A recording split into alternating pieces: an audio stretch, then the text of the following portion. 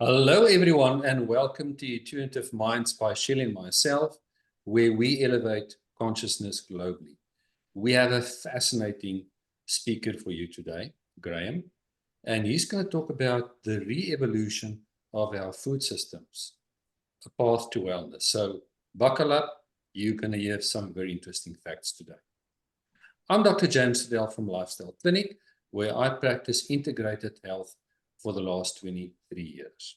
I love helping patients to restore their health in a natural way. I complement my work with homeopathic medicine, herbal medicine, and where nutrition is always the foundation for health.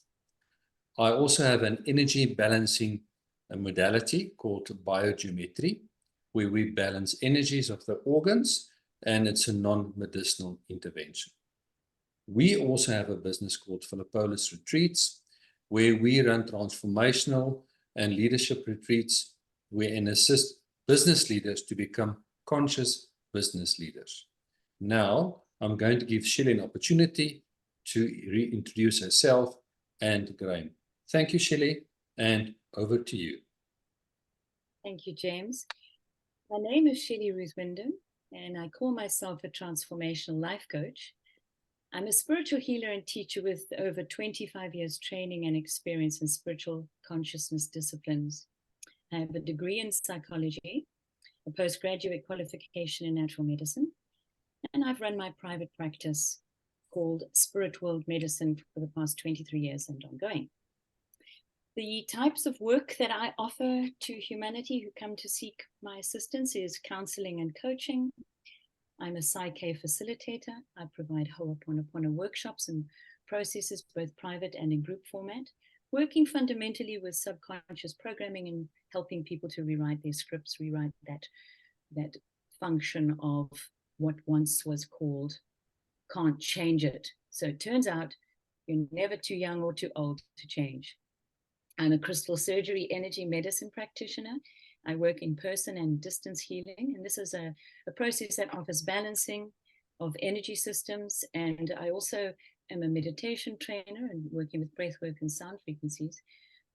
One of the most exquisite processes that I stepped into right in the beginning of my process was Red Road Teachings, and today I'm a Red Road shamanic teacher with permission, and offering Red Road teachings to help people know thyself and connect with self and others and with the planet. And I also offer the miraculous multidimensional work, mystery work. All my efforts are in service of the creator source for the best and highest good. And I am working with people, meaning that I am committed to helping people. It's a focus, working with people for their dreams to start manifesting. But a dream that starts happening from the soul level and from the heart level, not from the mind. A place that requires deep spiritual process to get to that deeper appreciation and listening to the capacities within ourselves. My efforts are also, as they are with James, dedicated to help uplift and help raise collective consciousness of the world. So it is my pleasure and my joy to be here. And we'd like to welcome you, Graham Clark, who is the owner of Metro Organics. And his incredible conversation with James and myself today, as James had identified, is this re-evolution or revolution of our food systems and the path to wellness, which is at the heart and soul of what both James and myself are working with. Wellness is not a process of working with disease. It's a process of holding the idea that wholeness is within us all. So we welcome you, Graham. Lovely to have you here, and we'd love you to introduce yourself and guide us through your incredible journey, what you do. Thank you for being here, Graham. Thank you very much, Shelley, and thank you, James. Lovely to be here with you. And yeah, so I'll just say a couple of words about my background. You know, I've been doing Metro Organics, farming Metro Organics. We started 7 years ago here in Noordhoek, Cape Town. And prior to that, I had a farm in Tulbagh, 22 hectares. And my brother's a farmer. My parents had 2 farms during their lives. And my in-laws are farmers, brother-in-laws are farmers. My mother was a botanist, so really it's in the blood. And from a very young age, I was aware that our food system, there was a fault with our food system, and we needed to look at creating healthy food, because we are what we eat. And so, yeah, that's just a short little intro, and we can then move ahead to the slide show. Just get the slideshow going from the beginning.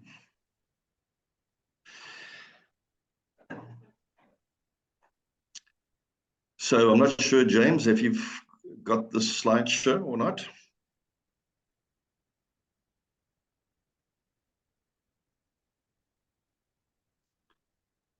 Graham, you're the host, so you can just say share screen.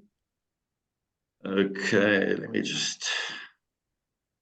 Right at the bottom, take your cursor to the bottom. Yeah, I'll share the screen. There we are.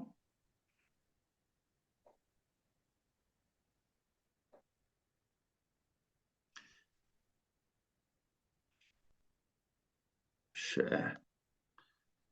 There we are.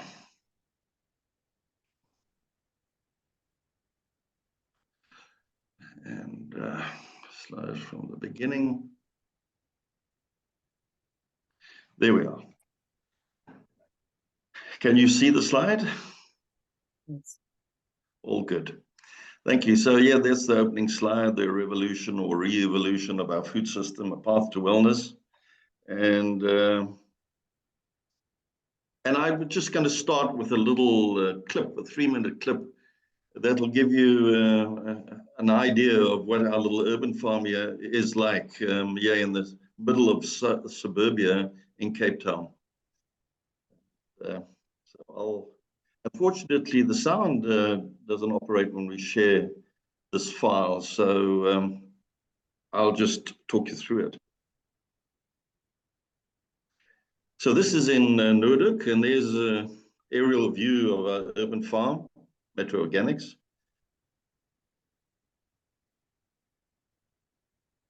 And there's some kale growing there, celery. This is curly kale, sweet corn. Diversity, you'll see we got a lot of diverse crops here. This is my daughter just explaining what we do. We use the microjet irrigation system. I find it's far superior to all the other systems. You get uniform irrigation. Here's one of our little retail shops in the local town, literally 1 kilometer away from the urban farm. So our food miles is only really 1 kilometer. We have a second store, a bigger one, a larger one, where we do only organics and vegan foods, as well as grass-fed beef and chicken and dairy, raw milk, and so forth. And you can see the pollinators are at work. We have some wild swarms and bees on the farm. That was Tuscan kale.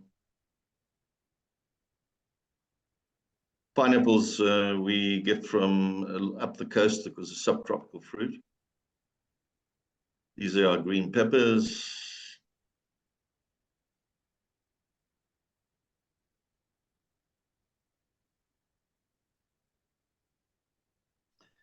There's the spring onions. Yeah, it's we've also got areas for habitat, insect habitat, with lots of flowers and shrubs to provide habitat for the predatory insects. And we add value to the produce that we grow. It's essential that we do that for the business to be viable. We sell direct to the end consumer. We also have wholesale clients as well. These are granadillos. And this is a little nursery where clients can come in and pick up seedlings for really, it's inexpensive, 3 Rand a seedling. And whatever's in season, we stock. We do a lot of direct seeding as well. Earlier on, you might have seen one of our men using a Jang seeder. That's it.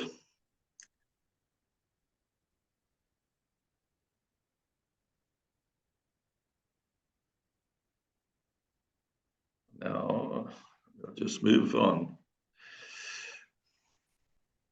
I'm going to just shift this bar up so I can see what's going on.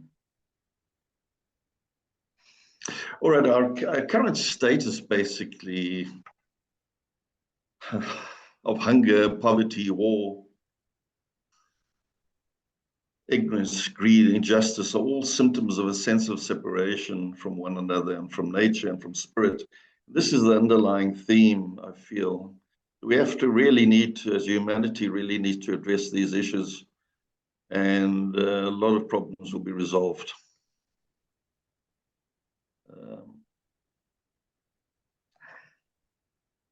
Just close this.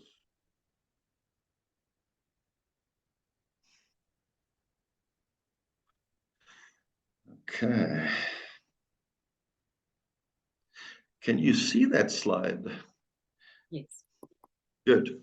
All right. Yeah, a change of direction is required in agriculture. And I've got a few points here which I could just touch on. Food security is really a big issue. Lots of people have come to me, and I've run a few courses for interested parties who are concerned about food security and wanting to learn how to grow organic food. You know, this is a problem all over the world. If you, as an example, in Holland, for instance, fairly recently, you'll find the Prime Minister, who is really one of Klaus Schwab's trained men of the WEF. They've been closing down the farms in Holland or the Netherlands, and they're the second biggest food producer in the world.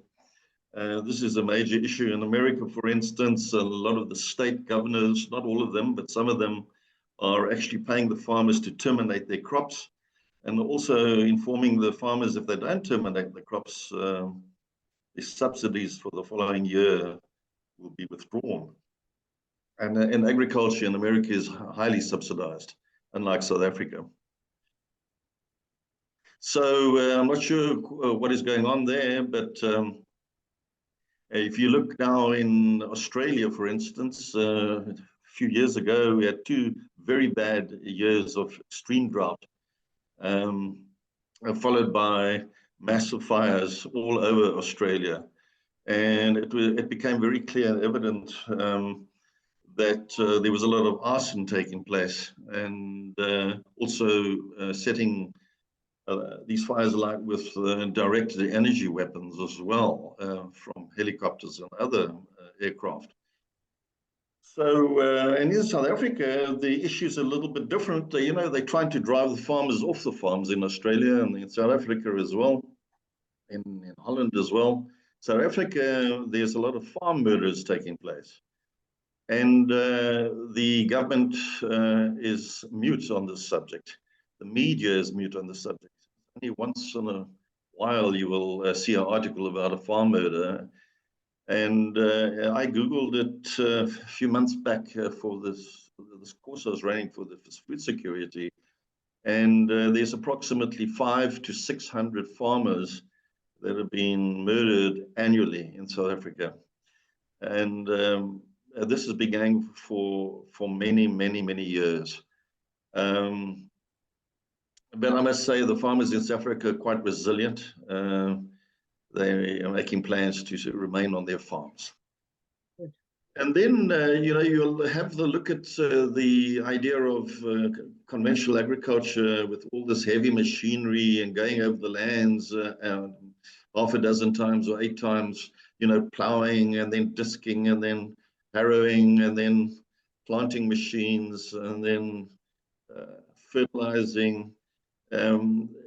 this creates compaction. The compaction is sometimes on the surface of the soil, and other times you'll find the compaction just about 18 inches deep where the plowshare ends.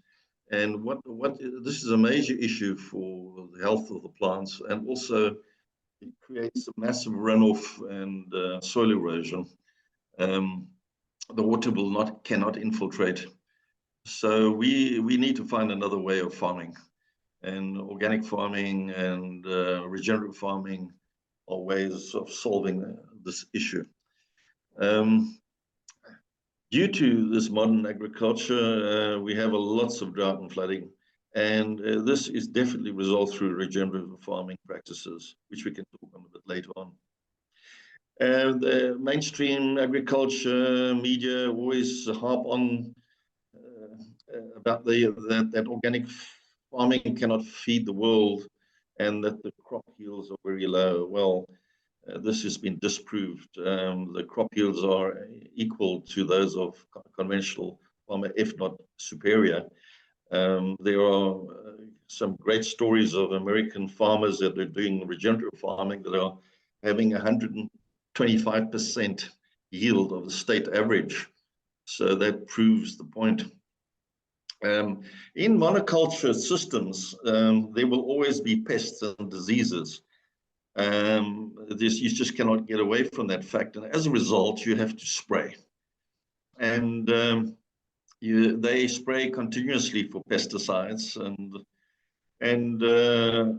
fungicides, and then because it's monoculture, a lot of weed pressures exist, and so they spray glyphosate and other types of herbicides, which are terribly bad for our health.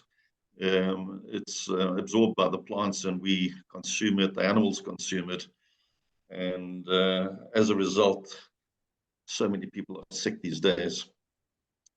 The inorganic farming system, regenerative farming, the input costs are drastically reduced because they only go over the farmland literally once with their tractor. They grow cover crops, which are extremely high, up to shoulder height, with a great diversity of seed, and different seeds are chosen for different functions. Some seeds, they will incorporate daikon radish, or Japanese radish, which is a long 18-inch tuber, to solve compaction issues, because these tubers push right through the compacted soil. And they also nutrient collectors, because they absorb all the nutrients from the soil. And then the farmers leave that in the soil, and when they rot, these nutrients are recycled and available for other plants' roots to penetrate down where these daikon radish were, and to extract the nutrients, and also it creates pathways for oxygen and water. Because all the bacteria in the top 6 inches of the soil, roughly, is aerobic bacteria. And below that, in the lower soils and subsoils, you find anaerobic bacteria. And while we're on that subject, the plowing, what it does, deep plowing, it turns the soil upside down, and you find the aerobic bacteria is deep under the ground where it can't access oxygen, and also the anaerobic bacteria is on the surface, so it all dies off and has to recolonize. So in regenerative farming and market gardening, no dig practices, no cultivation practices are utilized. We try and mimic nature. In nature, you'll find that all the leaves fall down onto the forest floor, the fungi, various mushrooms, and all the bacteria, microbes, and earthworms will quickly break all this residue down and make it available for the plant to absorb. I'll move on here. Yes, just a slide with Hippocrates. The doctors, I'm not sure if they still take the Hippocratic oath, but anyway, his statement back in the day was, "Let food be thy medicine, and medicine be thy food." So true, because we are definitely we are what we eat. So here I've just incorporated a few slides of what we're producing. There's some peppers of some of our staff. They're all very happy. What we do with our staff, they all live very close by, and they are allowed to harvest anything they wish from the farm on a daily basis, as long as they don't abuse it. And we also cooperate with other organic growers, and some of the produce we don't grow. And we cooperate and we buy and sell from each other. And so that's how we support. So it's quite a close-knit community. There's some of our broccoli. There's our cauliflower. That's our foreman, actually. He's on leave at the moment. There's some more cauliflower. Beautiful produce that we're producing. No chemicals, no fertilizers, no synthetic fertilizers. It's all compost, basically. And a couple of inputs like composted chicken manure that's been composted and then pelletized. We sprinkle that on top of the beds as an amendment as well. And there's some brinjals or eggplants. There's some of our beetroot. All our staff are happy. They do well. That's in our pack shed. You can see it's on a stainless steel mesh. You've got a high pressure spray to wash off all the compost. And we have got 7 ladies employed in the pack shed. And on the farming side, we've got 4 men, plus a foreman who looks after the pack shed as well as the farm. We have a number of fridges on the farm as well, and pump room. Yes, some of our radish. These are cherry bell radish. We plant a bed of radish every single week. These are our parsnips, which take 6 months to grow, very slow growing. So we generally don't grow them because we're on a farm, urban farm, and space is not plentiful, and so we focus on fast-growing produce and high-value produce because we're running it as a business. But these are the ones we have grown on the farm, and we do buy in from our organic friends as well. They've got larger farms. Some of them, one of our organic farmers has got 50 hectares plus another little 3-hectare farm. And so space and time is not the issue for him. And he grows specifically for us. Yeah, there's some more produce, turnips. There's a nice green cabbage. There's some salad beds we planted with different varieties. We have approximately 14 different varieties of fancy salad. And when we harvest it, it's already mixed. And all we have to do is wash, pack, and label.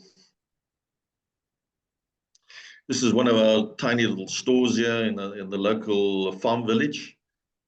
And it's all organic inside the shop. Some of the fruit that you see there, like the pineapples from the Eastern Cape. We don't farm fruit, but we have a number of suppliers that are within an hour or 2 from Cape Town that supply us. Here's a slide that says, grow your own pharmacy, literally. Gardening adds years to your life and life to your years, as it's a medicine that does not need a prescription and has no limited dosage. I think this resonates with you, James. Oh, yes, just a short, interesting one. This is restructuring of water. We did some experimental work on the farm with a fellow by the name of Waterman, Darren Waterman. Very interesting. He's doing a lot of work with water. And this is French breakfast radish. Literally, when we put the seed, we direct seed into the beds, and 30 days later, it's on the plate like this. In fact, these radish are 32 days old.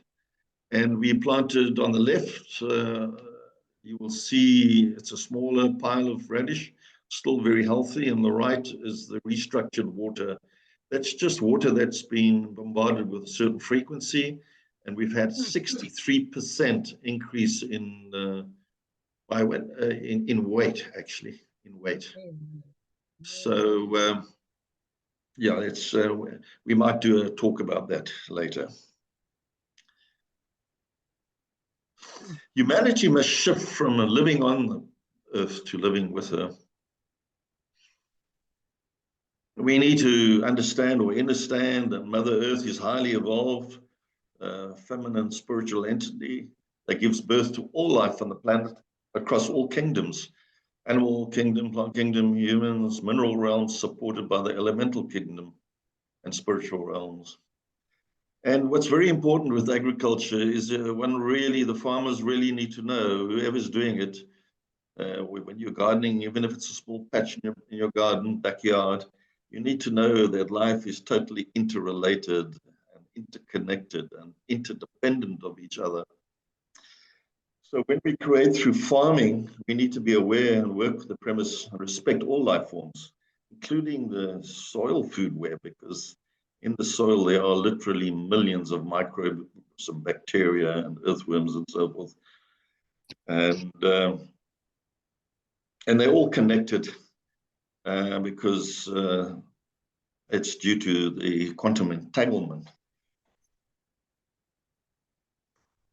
So the elementals work with formative forces, and Rudolf Steiner taught this as well in his work in biodynamic farming. And they are very, very active and involved in creating the form. For instance, the acorn will form a tree that looks like an oak tree, and a pine cone the seed will form a pine tree. And the form of that tree is very much involved. The elementals are very much involved in creating those forms and filling in the matter between the encoded holographic blueprint, basically. And then you've often heard about people that have green fingers that can, where they put something in the soil and it grows. Well, if you speak to those people, you will find that they have a deep love for their plants, and they talk to their plants, and the plants actually pick up on that energy. And they have said through certain clairvoyant people involved in organic farming, they have said that you really need to walk your farm on a daily basis, because they are inspired by that, because our auric field extends out to, depending on up to 16 or 30 meters out from you, and they make use of that energy, especially if you are now emanating love energy. They use that energy. They reached into the unified field, and they pick up on your thoughts, feelings, and emotions.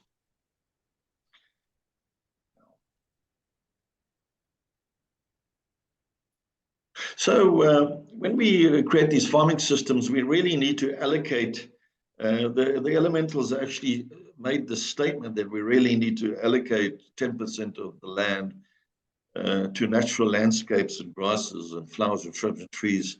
And we should not disturb them at all.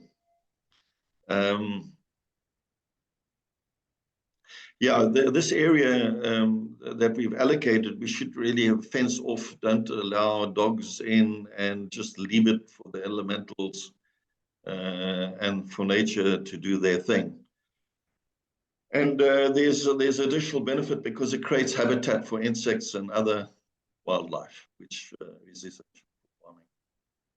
And larger farms and ranches, they provide corridors for wildlife to move across freeways and underpasses and overpasses, etc. And more of this should occur. What we do in market gardening, we provide habitat. So every 10th bed, we'll plant lots of diverse perennials and shrubs and herbs and flowers for habitat for insects to live and breed. And this is absolutely essential. I've seen on our farm one globe artichoke full of aphid and dozens and dozens of ladybugs consuming all these aphids, but nowhere else on the farm was there a problem. They had it fully under control. Only one plant, and they are. It's quite lovely to watch and see.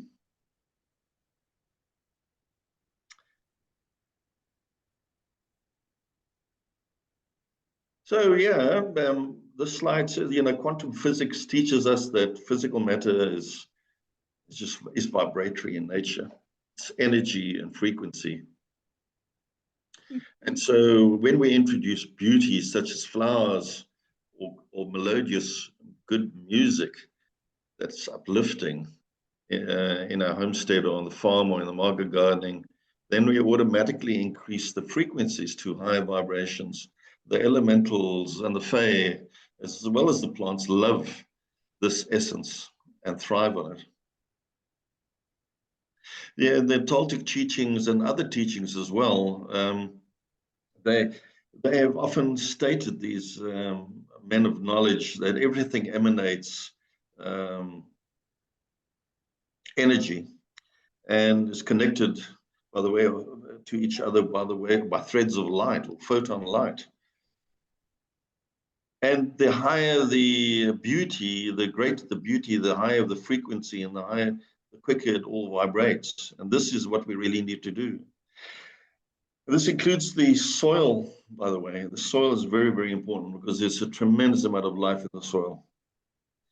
And organic farming is really, spend a lot of time in farming the soil, building up the soil, and then the plants automatically have a very strong immune system, and when the soil is good, and as a result, they have high sugars.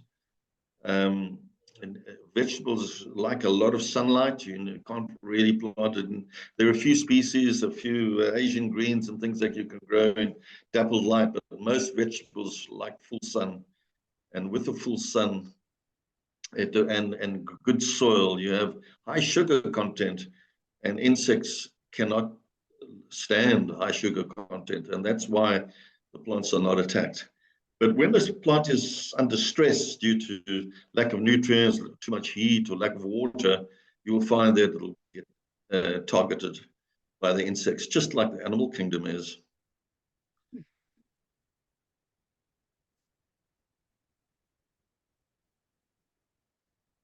So diversity is absolutely key to successful agriculture. And diversity does not exist in monoculture. So we provide insect habitat, as we've discussed before. And the living species of insects has been estimated to be 30 million by these entomologists. And there's estimated that there are 10 quintillion individual insects alive on the planet.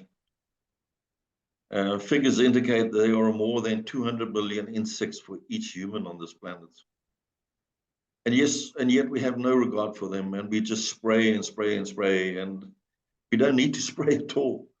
We just need to provide a bit of habitat for them and strike up a balance in nature, and our plants will be absolutely fine.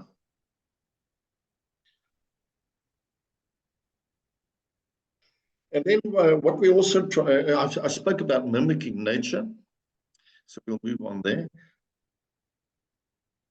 And we've spoken about aerobic and anaerobic bacteria and plowing, or how it damages the soil profile. And we don't want to do that. We want to keep the aerobic bacteria in the top 6 inches, so we don't disturb the soil. All we do is we keep adding compost or certain amendments on top of the soil. And but we don't put a spade into the soil. We've never, in 7 years, we've never turned over the beds. The other thing is, when you start plowing and forking and so forth, you disturb the mycelium network, or the fungal network in the soil. And this is very, very important.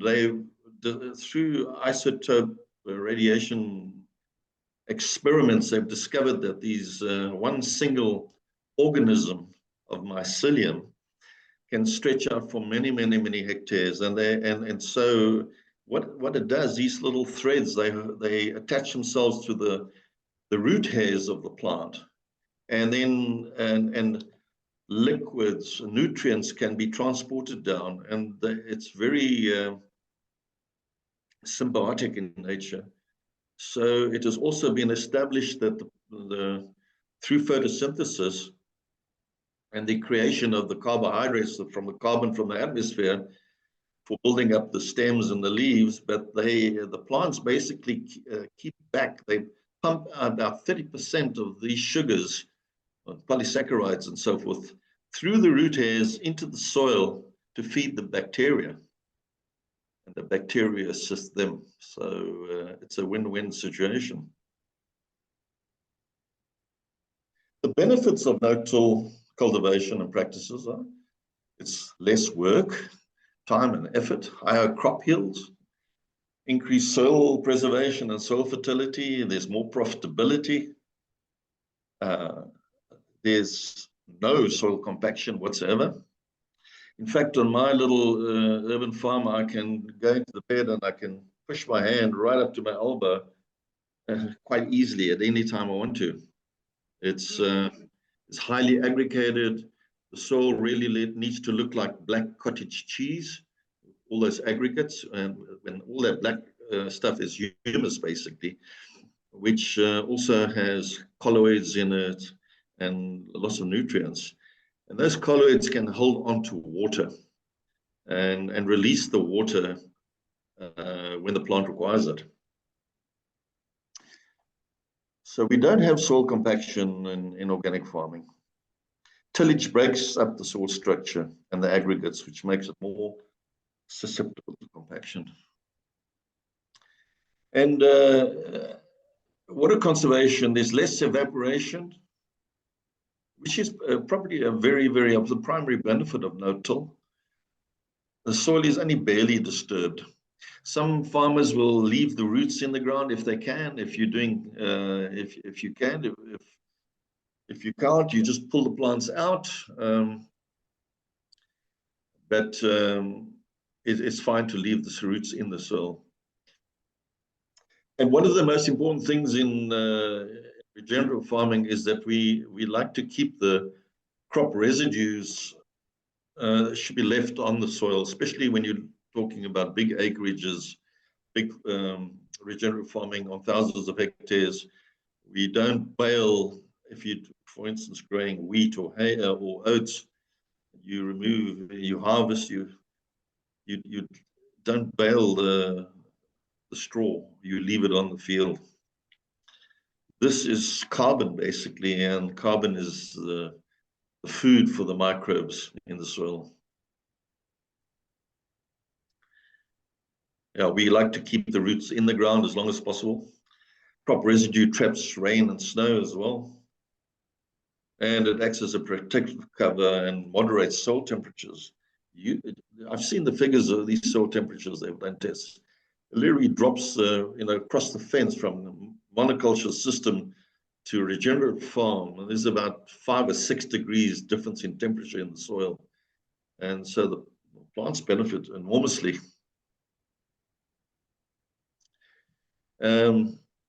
Crop residue helps keep carbon in the soil, prevents soil erosion. And,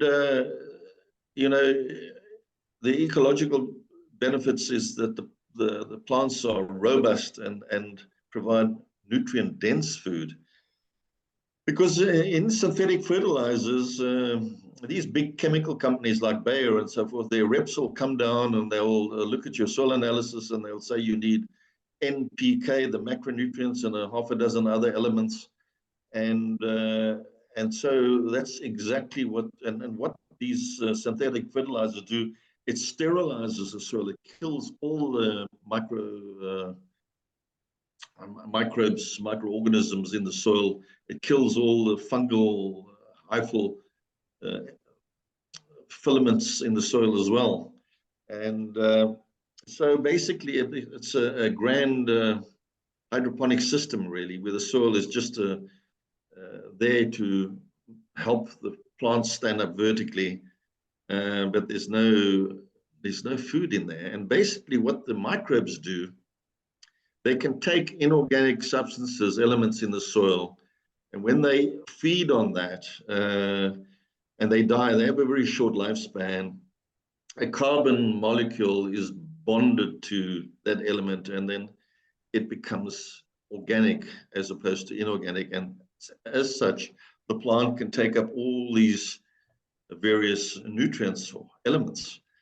We try and get a huge variety, as you know, hundreds of various elements that the plants are absorbing and taking up into the plant, and that's what you're eating when you. It's healthy, super healthy, nutrient-dense food. Where conventional agriculture is not nutrients. There's no nutrients in those plants, very little.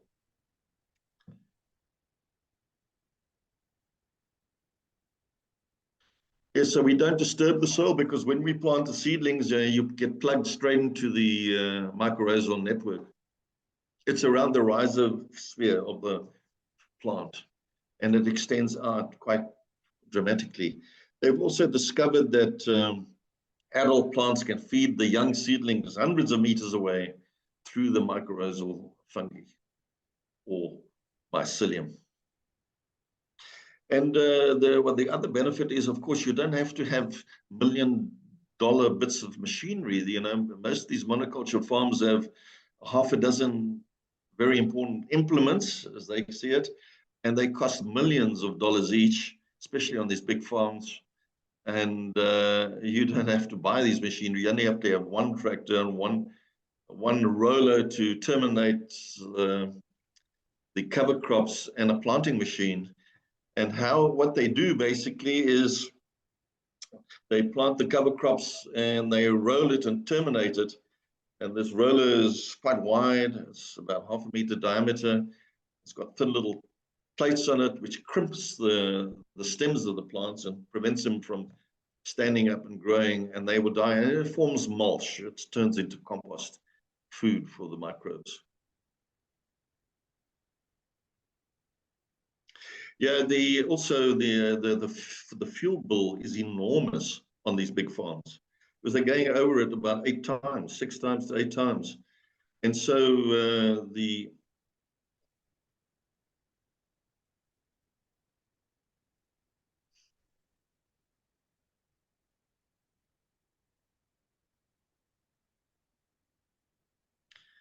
can I continue, James? Okay.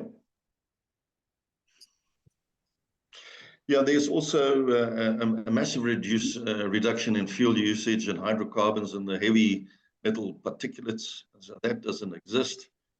Crop residue reduces evaporation, and there is massive improved infiltration when it rains. They have found through experiments that do infiltration tests on the monoculture farm next door, where they did these tests. After 1 hour, the infiltration would be 1 inch. And on the regenerative farm next door, which had been farming for 3 years, infiltration of 18 inches in 1 hour. And so it's like a huge sponge. And what it does effectively, you drought-proof your farm. It's you're building in resilience to the farm. Rudolf Steiner also considers a farm a living entity, a spiritual entity, like an angelic being being built up or being born. And yeah, so you have to have bear that in mind when we're farming. The other thing is, of course, tilling releases CO2 into the atmosphere. You know, rich organic soils acts as a carbon sink and holds on to a tremendous amount of carbon. But there seems to be a lot more information coming out now that weather modifications and things like this, there's a lot of big question marks about it. But certainly, organic farming reduces or captures CO2 in the soil.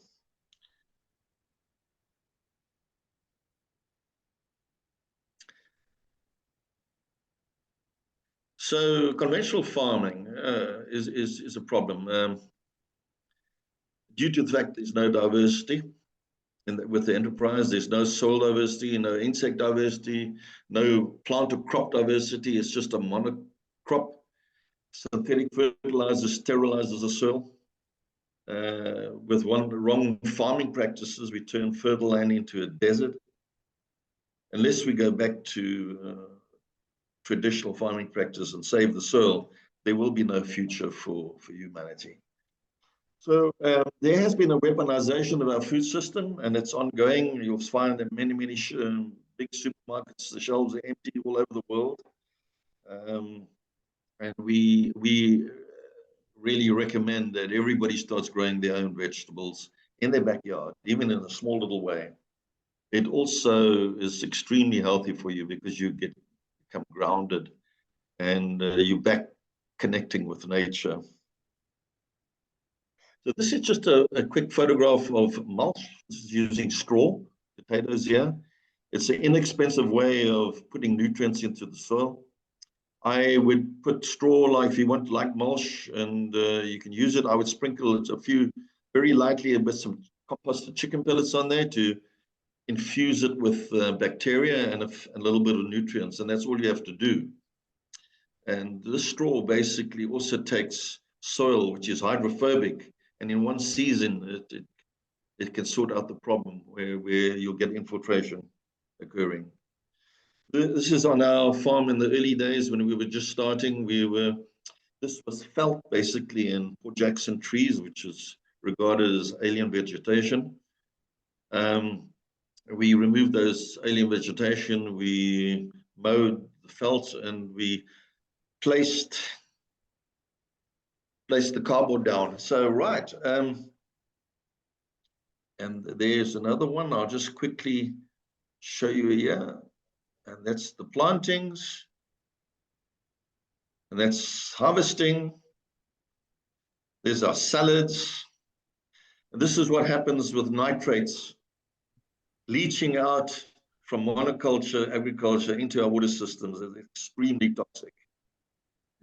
And now, just this farmer I respect, Jean-Martin Fortier, is a French-Canadian, and he says that the new generation farmers will embrace small-scale ecological nourishing farming techniques. Monoculture has been. Thank you. Thank you, Graham. Thank you, Graham. It was a fascinating topic, and I really enjoy it. I'm going to stop share now for you. You can stop share. There we are. Just want to check something quickly. So, it was a little brief overview there, but it's a vast subject to cover. And so I'm happy to answer any questions Graham, that you may have. I think a very important question is, where can people buy these organic vegetables? And then tell us about the drop-off points. And I really like you to promote your farms, because I always promote people to eat organically because it contains so much more nutrients. That's why people have to take supplements today, because the food is so poor in nutrients. So it's true. Please tell our audience where they can buy this stuff and how can they go about.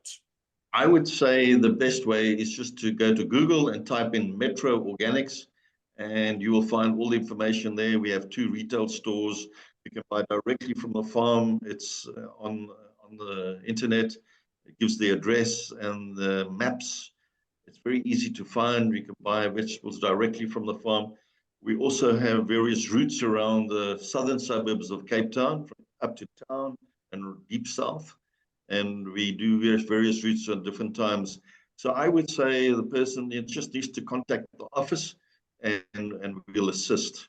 And so we do also do deliveries directly to people's home for a reasonable fee as well. Excellent. Graham, thank you, Graham. You do teaching as well. You do workshops helping people to learn. Yes, in fact, my next course is on the It's on a Saturday. I think it's the 3rd of February.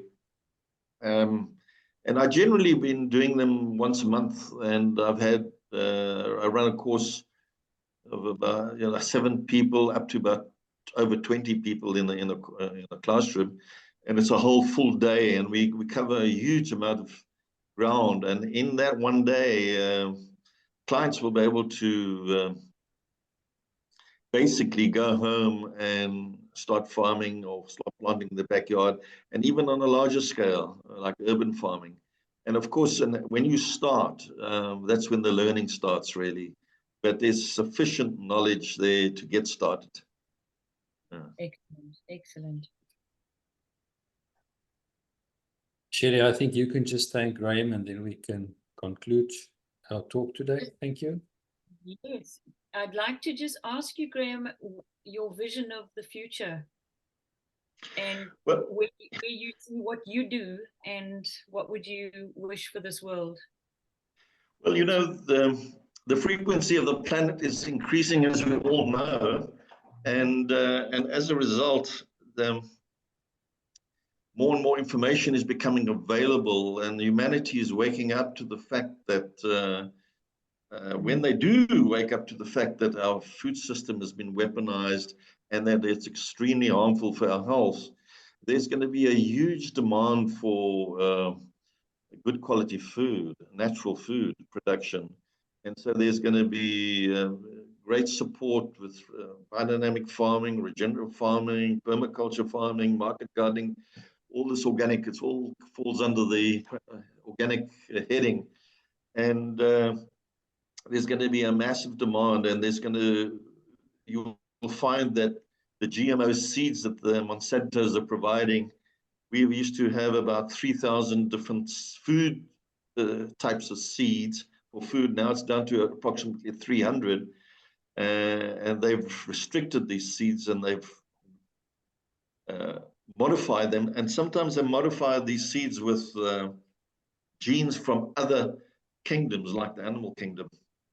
What? So when the public finds out about this, you'll find that they'll go back to the original seeds, and there will be a huge demand. And that, I'm just trying to get the word out there so that people understand. And I'd love to be involved in advising people how to go about converting their monoculture systems into organic systems. Well, we are so honored that you took some time to be with us, Graham, and may your voice go out across this planet, because your message, the philosophy of wholeness, the philosophy of wellness, the working with everything, the appreciation, the incredible knowledge that you and your people who've put this together, the model is phenomenal. And I commend you. I love what you guys are doing, and the balance, the structure, the important message. If we are not going to look at the integration of such wisdoms and the unification of all things, and come to the respectful place of realizing that grains of sand are no less important than you and I, or planetary systems, we're missing the story of this incredible, diverse process of the miracle of life. And you are upholding that, you're demonstrating that, and you're showing not only is it possible, the vitality is incredible, the profitability, the yields. I commend you, and I love what you stand for, and I'm so humbled and delighted that you could take time to be with us. And perhaps James and I would like to offer the maybe some other things that we chat with you in going forward with other things. You've got so much knowledge and expertise, and we'd love to have you back here. Yeah, I'd love to assist. And thank you, Shelley, and thank you, James. Thank you, Graham. Fascinating. Absolutely. Thank you. Thank you. Thank you. Bye-bye. Many